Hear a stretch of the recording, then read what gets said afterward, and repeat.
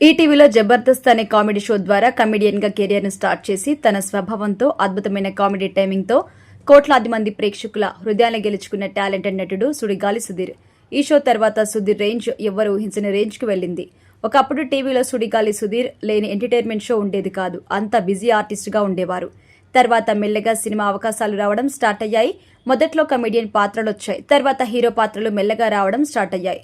మొదటి cinema average గా ఆడింది. రెండో సినిమా ఫ్లాప్. మూడో సినిమా గాలుడు మాత్రం కమర్షియల్ గా పెద్ద హిట్.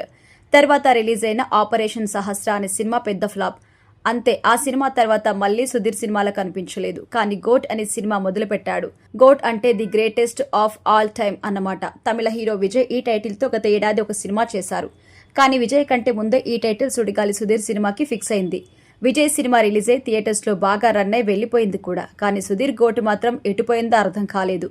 ఈ సినిమాలోని అయ్యో పాపం సారు అనే పెద్ద పాట హిట్ అయింది. గత ఏడాది ఫిబ్రవరి నెలలో రిలీజ్ అయిన ఈ పాటకి యూట్యూబ్ లో 10 మిలియన్స్ కి పైగా వ్యూస్ వచ్చాయి.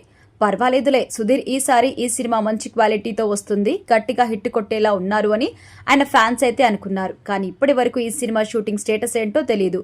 అందుతున్న విశ్వసనీయ వర్గాల ప్రకారం సినిమా షూటింగ్ అయిపోయి చాలా కాలమైంది.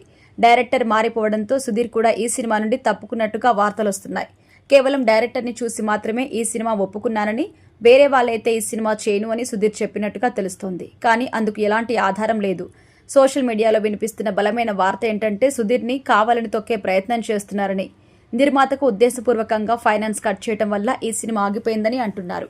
ప్రస్తుతం సుధీర్ ఈటీవీలో ఫ్యామిలీ స్టార్, జీ తెలుగులో సూపర్ ఛాంపియన్ వంటి షోస్ కి వ్యాఖ్యాతగా వ్యవహరిస్తున్నారు.